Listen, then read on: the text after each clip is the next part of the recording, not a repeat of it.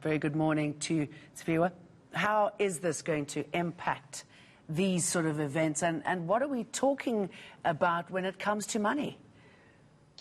Thank you for having me. Events are, a big part of, the hospitality industry, which is, of course, part of the tourism industry.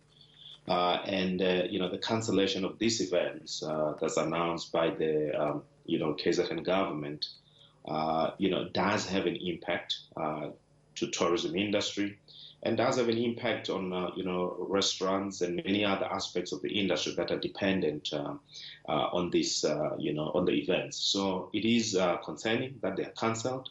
I think that, we need to understand the full reasoning behind. And also we need to understand if there are things that have been picked up in terms of lack of compliance and see if we can remedy the situation from that point of view. So it is concerning. We do hope that it doesn't extend to anything else and then it stops there at the moment. And then we need to sit down and figure out, what is the problem? How do we remedy the situation?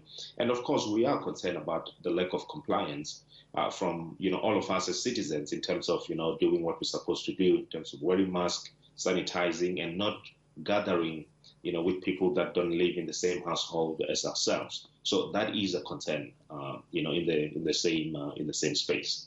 Yeah, I mean, I believe a post-matric event was going to be held in KZN. I'm not sure if that is going to go ahead if everything has been cancelled, because I know that's a little bit later. But what sort of message is coming from you from a tourism point of view? Because obviously you need people to move, you need people to spend money on the local economy. I mean, other than looking after yourself and protecting yourself, what should we be doing?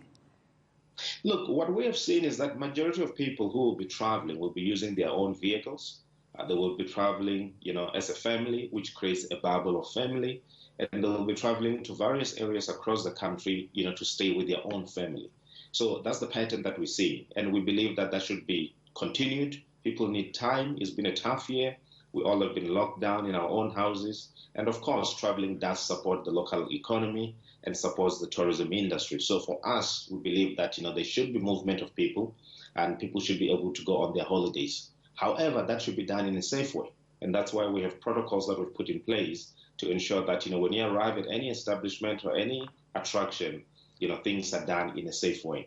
When it comes to events, one of the things that we ought to do is disaggregate certain events that we believe that, are probably a source of the virus spread.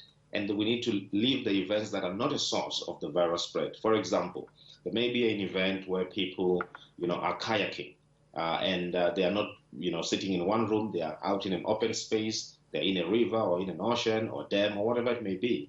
We need to look at those type of events and disaggregate them from the events that may attract mass number of people in one place.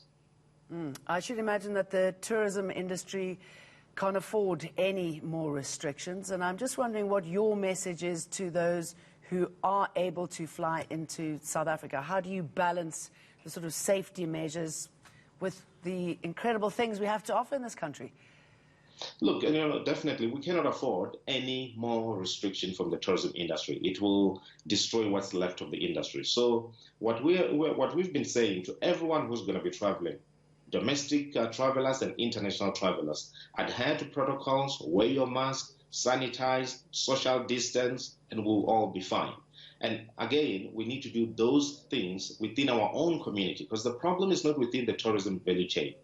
The problem is within our own communities, whereby, we are gathering with people that don't live in the same household as us. There are people who are going to parties. There are people who are doing many things, that are increasing this, virus spread.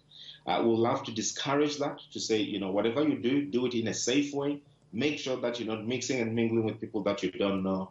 And if we all do the same things, we should all be fine and we should all be able to manage this virus. But if we don't do that, and if we walk around as if there is no virus, then that's a problem. And when we have that problem, tourism is the first one to be shut down, and tourism is the last one to be opened. Okay, and again, briefly, if you will, what would you like to hear from the President tonight? Look, we want to hear from the President that, whatever the restrictions that are going to be put in place, they have to be targeted. They have to be, into a specific area where the problem is. We cannot have a blanket approach that will restrict people, across the country without looking at a specific area and a specific problem. and addressing the specific problem. If we don't do education to make sure that people are still aware that this virus is still out there, it's still going to be a problem. We don't want to be closing down now, and then after a month or two, we're shutting down again. So education is key in terms of community education to make sure that people are still aware that the virus is still out there and they're doing things that they're supposed to do. All right, let's hope you get what you want, Severe. Thank you very, very much for talking to us.